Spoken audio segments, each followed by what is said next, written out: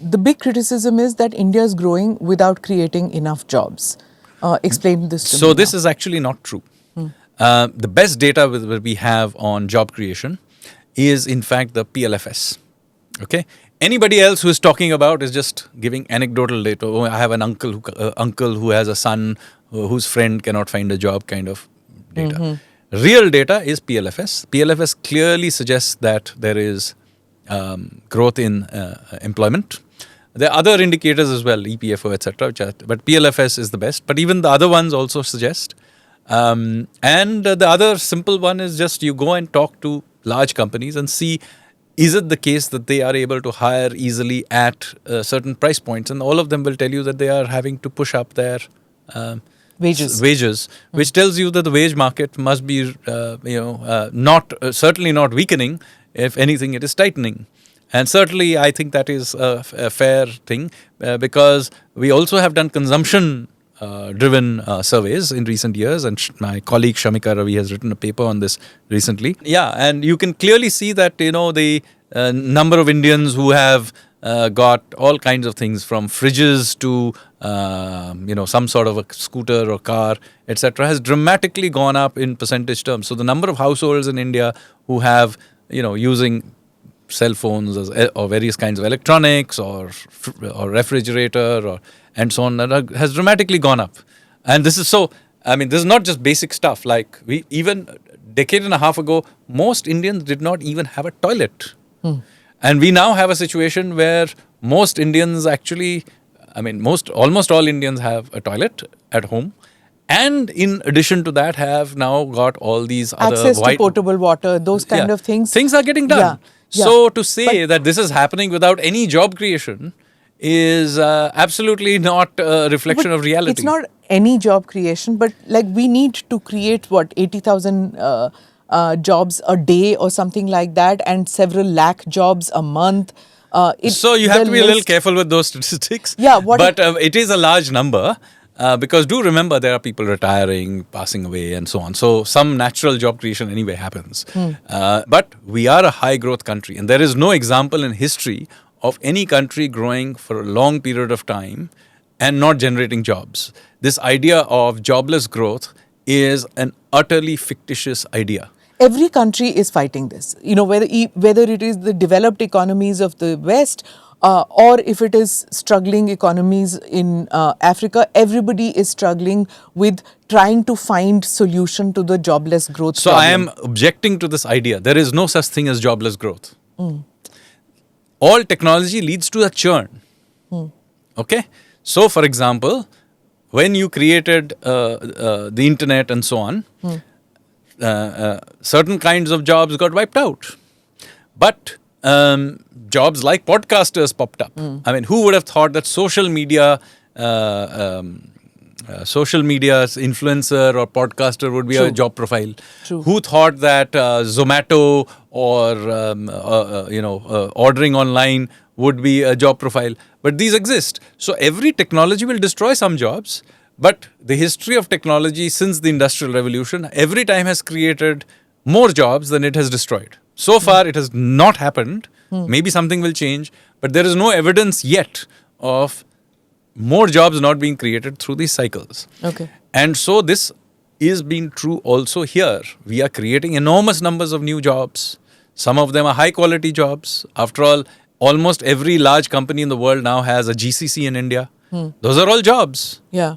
Right? Who is it who just now said that whatever technology comes, plumbers will not be out of job in this country or in the world? So this is the sort of thing Nassim Taleb says. Yeah. But the point is, yes, that is a high skill activity in a certain sense. Yeah. So I'm coming to skill development, basically that. Yeah. So the point is to give respect to skill development in this country is again a big thing. BA karna hai, MA karna hai, PhD karna hai. This is the middle class India has grown up with. Not just middle class India. This has been true for the 20th century. By the way, till the 20th century, people going to university as a routine basis was a very rare thing. It was an elite activity. In fact, it was not even a signal of education, but of wealth to go to university. So, what happens in the 20th century is that there's massification of university education. This is a 20th century phenomena. Now what you're seeing is technology is making the lecture-based university irrelevant, right? Because artificial intelligence is vastly superior at giving you lectures, even answering your questions. So now tertiary education has to be completely rethought. And that does not mean that there are no jobs. This is a problem for the skilling system. In fact, we now need to see a collapse between the idea of skilling and tertiary education. Earlier, skilling was seen as something that plumbers did, and tertiary education was where all the hi-fi people went and they did some great philosophical upgradation of intellectual upgradation.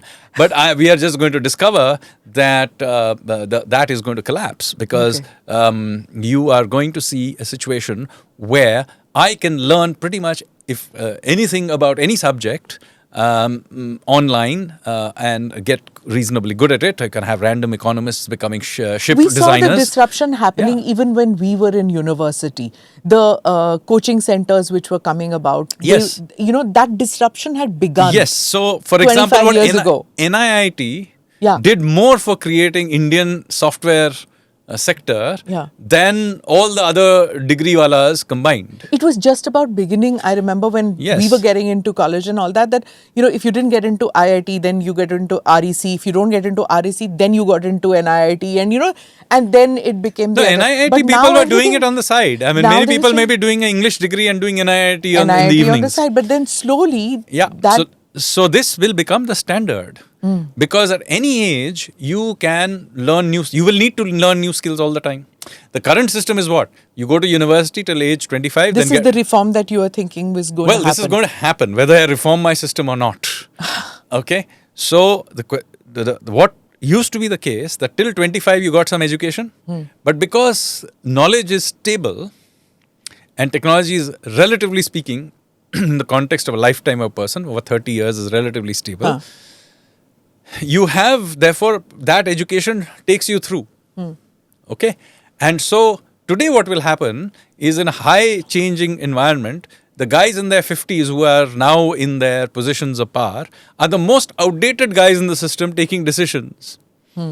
So, this whole education system is gone, right? You have been posting a lot, writing a lot about the UPSC.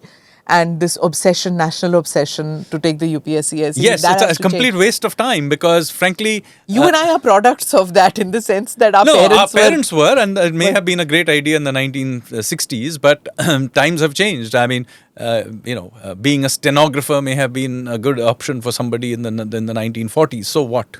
So technology has changed, and it is not just changed, it is now become a routine affair. Every few months your phone is getting upgraded and is able to do something new. Now I cannot have a curriculum that can keep up with it in the way that university education currently functions. Upgrading my entire professor faculty in that way is very difficult to do. So AI will just be vastly superior at delivering cutting edge knowledge.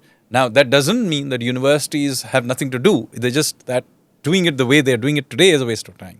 So what you need to do is to much more oriented toward apprenticeships and actual skills, because the industry is ahead of academia.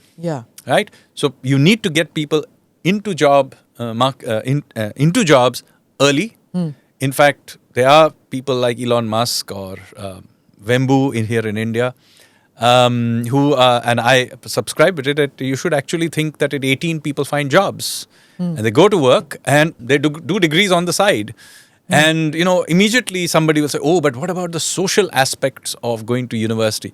Well, guess what? Till the 20th century, people didn't have social lives. In fact, even today, the bulk of human beings don't go to university. Don't they have social lives? I just felt I was wasting my time in college. I was getting the education, but there were 5 to 6 hours where I was doing nothing, and I felt like...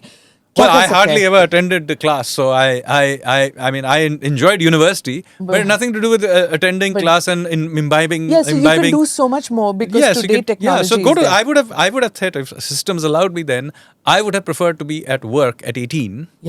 And do my classes online and take exams. And yes, you can, for practicals, for example, if you want to learn surgery, you still have to go and learn it. Correct. Or whatever.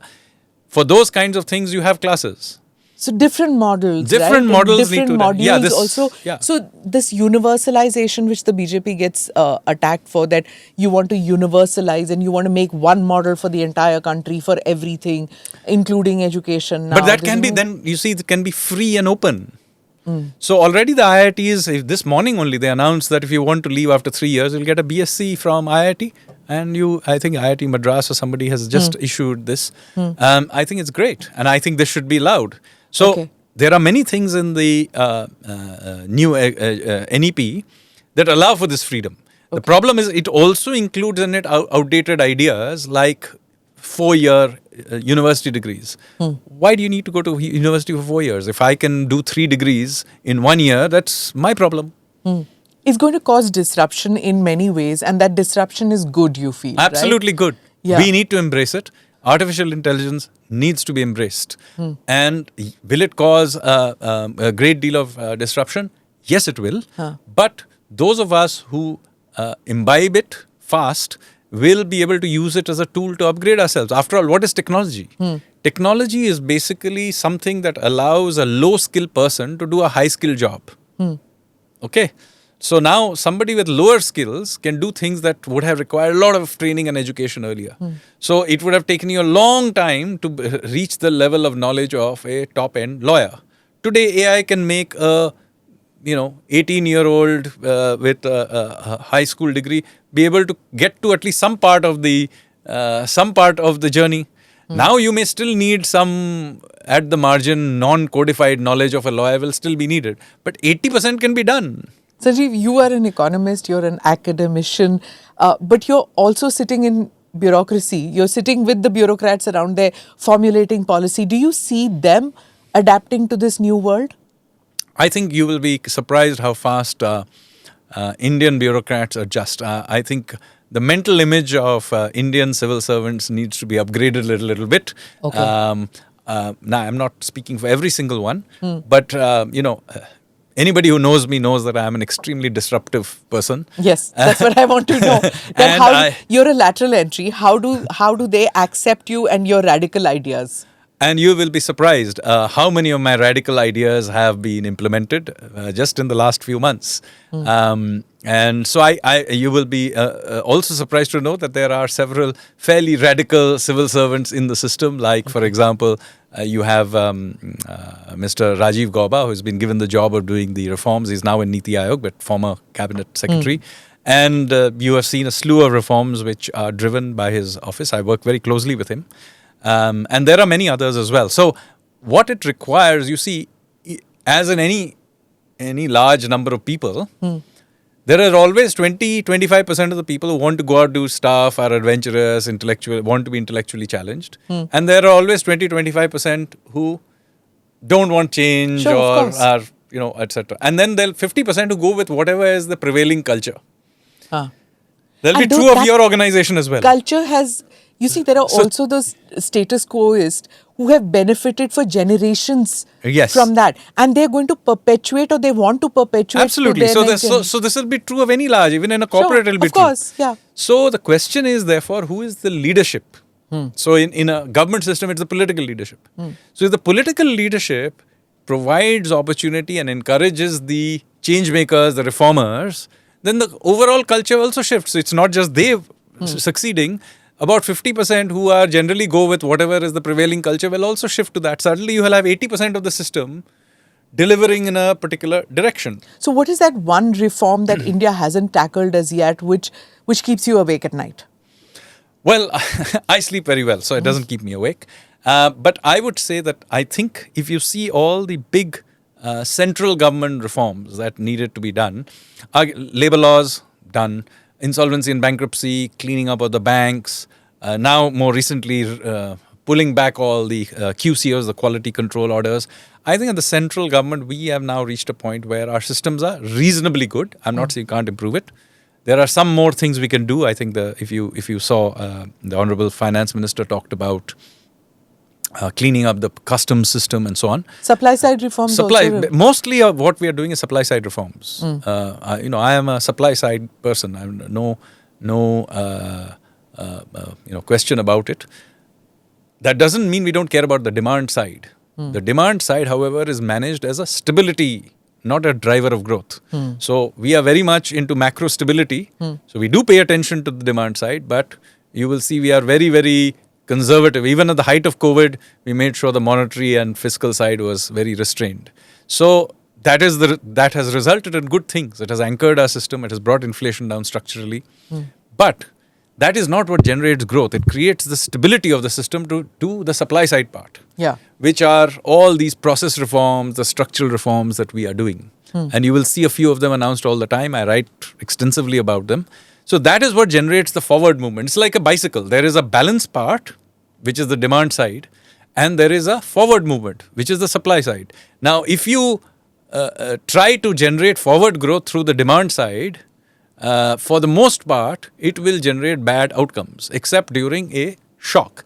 So yeah, I understand if there's a demand shock, you may want to... Like during COVID. But even there, if you remember, we were very, very restrained, and we did some, but we were restrained about it.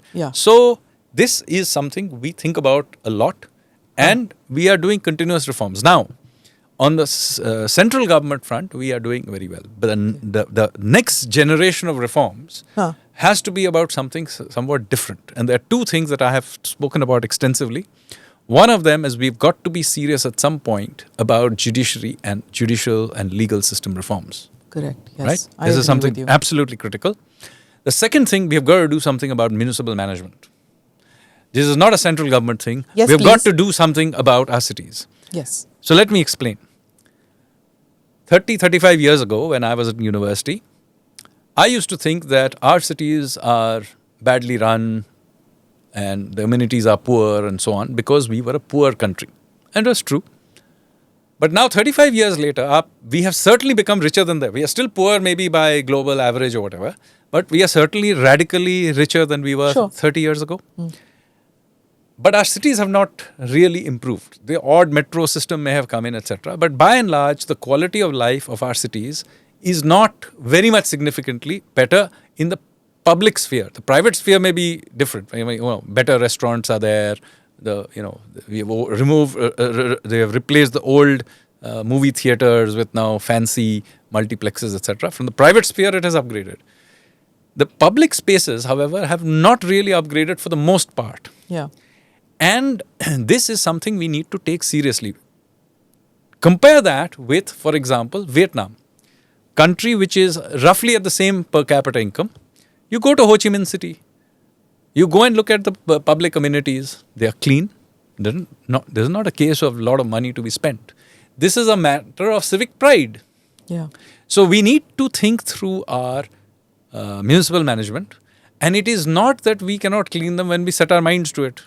After all, I remember Indore being just one of the most dirty industrial towns, like any other. Surat also. Or all of these. They got cleaned up. So when same systems, same IAS officers and bureaucrats. So if you set your mind to it, you go to Bhopal also reasonably clean. And then you come to the national capital. No, you can see the degeneration. Yes. Chandigarh used to be so clean, so good, which we used to compare it to Surat, or rather used to say that, here you have a city which is so close to Delhi, but look at... So I think we need to take... And look at the pollution in Delhi. Absolutely. Look at the terrible... No excuses for it.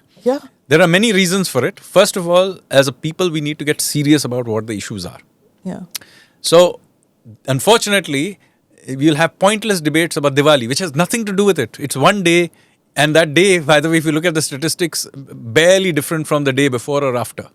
Whereas there are serious issues about stubble burning. That is one part of the issue. It's not the only issue. There are serious issues about construction dust. There are serious issues about burning of garbage. And so on and so forth. And public transport. And we public don't transport. have functional public transport. Well, we have the Delhi Metro, but not even enough. here, even there, the conversation has to be about serious things. So let me now take that particular thing and show you. Delhi Metro is actually a fairly large network now. It's not a small network as it may have been. By any standard, the Delhi Metro is a decent system. But what is the problem? You come out of the Delhi Metro into absolute chaos. Why? Because we do not invest into the next layer, that last mile connectivity, which is walking. When I talk about last mile connectivity, it becomes about how to allow some three-wheeler or some other such thing and try. No, all public transport has to be based on the last mile being walking. Yeah. Okay? Not anything else, not even cycling. And very often we then have these fuddy-duddy ideas of adding cycling to walking. So I am a big cyclist. I spent years cycling back and forth from work, but it is not to be confused with walking. Walking is the single most important form of transportation in any city. Yeah. It is cheap, it is egalitarian, and essential to all public transport systems. And yet, we don't invest in sidewalks. When you come out of anything, in fact, we have a euphemism called road widening. What is road widening? It is narrowing of the pedestrian space. And the pedestrian space is for people to sell their wares. Absolutely. Who cannot invest in a shop, they sell their wares. So, it's for cyclists to ride on. We need to have a serious conversation as citizens of cities. And those conversations have to be driven by citizens and not by activists. This is another very important issue. Okay, get that. Activists, yes. Citizens, yes. But also of the city planners. We don't plan our cities. So here also I have a somewhat radical view. This problem is not a problem of city planning. It's a problem of city management. Let me separate the two out. The reason for that, I'll explain. You see, what we call planning in India is actually not planning. It's called master planning of a certain kind. Basically, what do? We take a 2D map. We draw various kinds of straight lines on it. Then some great theoretician will come and decide various kinds of zones. And I've gone through this process, by the way, even for Delhi and many others. And they will say, we have studied 30 years of past data, and so we now know that this industry should be here. Hello, if you know which industry is going to grow over the next 30 years, why are you spending time in town planning? You should be in the stock market. So, this is an utter waste of time. What you need to do, and you do need to plan, you need to plan the trunk infrastructure. You need to plan the look and form of what the city will look like. Not what that building will do and what is in the private space. Instead, if you look at our building codes, the BIS building codes mostly go on and on about how much gap there should be between the boundary wall and your building, what you should be doing about staircases inside your house. They are not about public space at all. So we need to have a conversation when we talk about planning. The planning has to be more about the management, because cities are continuously changing. So it's about transition management. It has to be about the look and feel of the city. It has to be about walkability. It has not to do with zoning. Except for a few dangerous industries, we should allow everything inside the city. No, but you and allow to evolve. If you allow it, for example, the Ambani Cultural Center has been built, and you allowed it to happen, and it's huge. And BKC has happened, it's huge. But the way to that is... So you invest into... And the same with the Bharat Mandapam. Lovely, everything nice. There was the trade fair thing which was earlier. So you build the infrastructure for it. But there was no infrastructure around it. So build the infrastructure for it. Every day. One part of it is, of course, bad signage, which is another debate to be had. But you need to invest for these things and manage it. And make the infrastructure... Private sector is making its infrastructure. Build the flyovers, build the signages and stuff like that. Plant the trees before those so this is where I am disagreeing with you. The point is, if we were all so wise, then Gurgaon would be still a retiree town. If you went back to 1990, before the IT boom and back office boom, and you asked some civil servant to plan Gurgaon, he would never have built for what the city became. Yeah. So this whole idea that, we should have some wise town planner and he will very wisely think about what will happen 30 years and he will build infrastructure is a waste of time.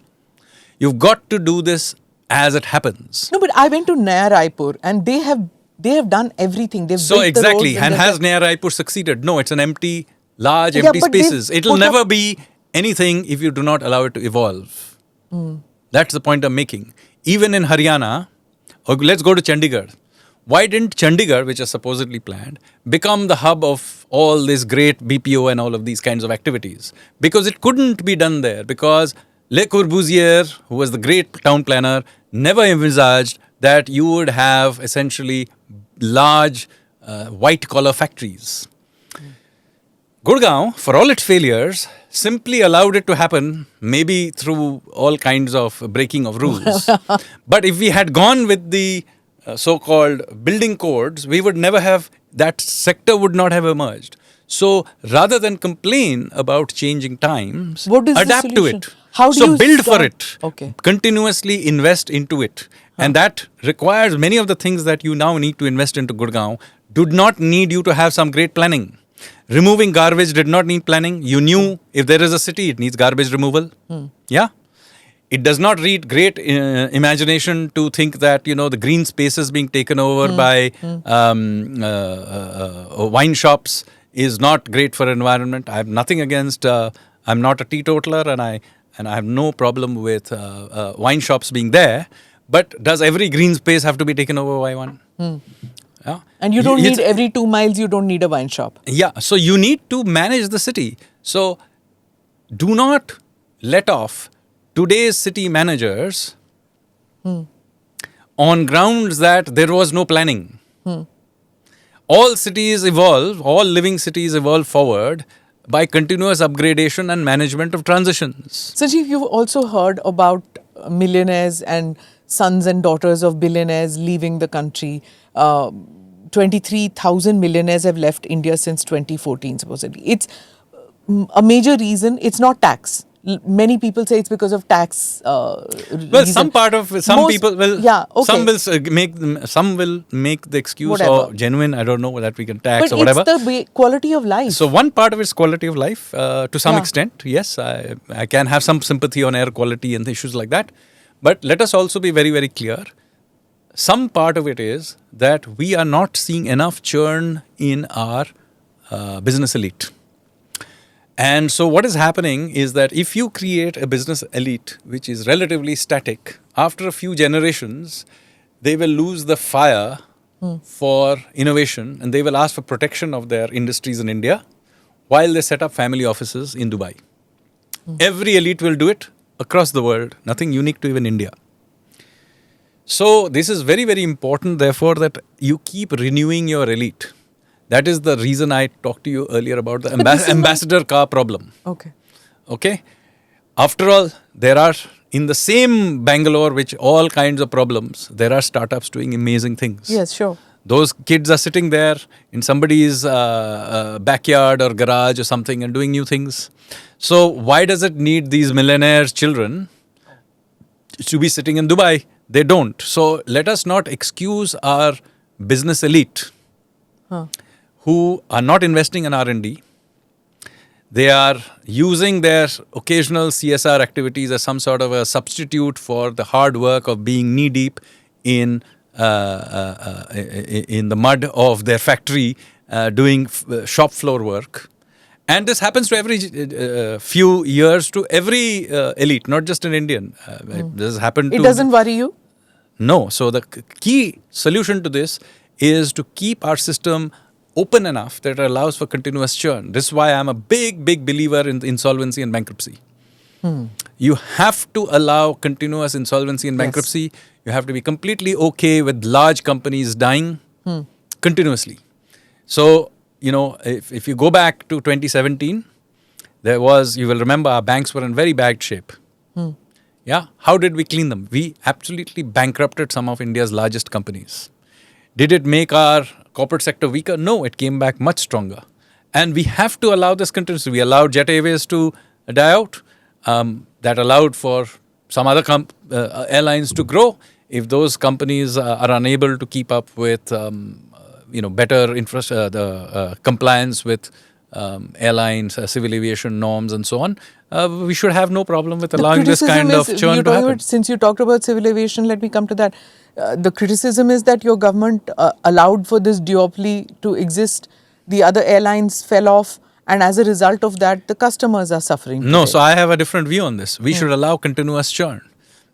Keeping alive Jet Airways, we would have ended up here as well. So we should have no problem with allowing... See, you cannot tax success. If there's an airline that is successful, we should not be unhappy with it till such time that monopoly space is in any way misused. At that point, the regulators to come in. and society at large, regulators are only in a democratic country, society at large has to be okay with disciplining them in whatever way is necessary. It could be market discipline through how customers behave or regulatory discipline. You have to allow that continuous churn. One question which I want to ask you is that, our financial system that we have, it's been very robust till now, but is it ready to support India's next stage of growth that we have? I'm talking about banks, NBFCs and things. So, the single biggest source of risk-taking and innovation money is actually never going to be banks and NBFCs. They're actually going to be equity money. Okay? And let me say that India's stock markets are currently, capital markets more generally, are currently being able to finance more money raising than even London. I mean, I was in the financial markets. I started in the mid-90s. I would never have believed that Mumbai would be more important as a money raising center than London or Singapore or some of these big centers. In fact, I remember that Bangkok was a more important financial hub than Mumbai back in the 90s. So the fact that Mumbai allows for this kind of money raising is an extremely good sign. Debt capital is important. Banks are important. I'm not saying they're not important, and there are areas where debt matters, right? But in the end, risk-taking money is important. You need venture capital, you need equity money, you need large, successful new companies listed in the Indian stock market. And India has created many of them. So my measure of Indian success will be that in next 25 years that we talked about, that in 25 years' time, the large companies, the top 20 companies of our stock market are completely different from the ones that are there today. Okay? And I'll show you how that has worked. China, if you go back and look at it, large companies from 20 years ago, you would have counted some large, petroleum companies, some public sector banks, etc., 20, 25 years ago. Today, their largest companies are Alibaba, Tencent, You hadn't heard BYD. Of BYD I hadn't heard of till like 36 months ago. It's one of the largest car companies in the world. You can even see BYD on Indian streets now. So this is what an energetic country does. And even for all the criticism you can do of the US still has this energy. It is still able to create a Google, Facebook, SpaceX, Tesla. Look at they're continuously churning. That is what generates the energy of the US. Now I'll contrast that with Europe. Look at Europe's companies 30 years ago are the same companies today. Their billionaires are who? They are basically who are producing leather handbags and furniture. Right? Stagnation. That is stagnation. Even India's billionaires do things which are telecommunications or petrochemicals or whatever, ports or something. Diversify. Yeah, so I want to see the next generation should be, that's why the churn is very important. We should not, we should be completely comfortable with people going bankrupt, which should not be held as a moral failure. It is a byproduct of a risk-taking society. And this goes back to my whole point about the voyage of INSV Kaundi, that we have to have this risk-taking culture. For all the Kaudinyas that reached the Mekong Delta and married a local princess and set up a kingdom, there must have been many, many others who perished making the voyage. Yes. Or got killed by local tribesmen or whatever bad things happened to them. But that was our culture. Europe, when it became, through Renaissance and dominated the world, it had, you may not think Christopher Columbus and Vasco da Gama were good people, but you cannot deny their risk-taking ability to sail off into the unknown.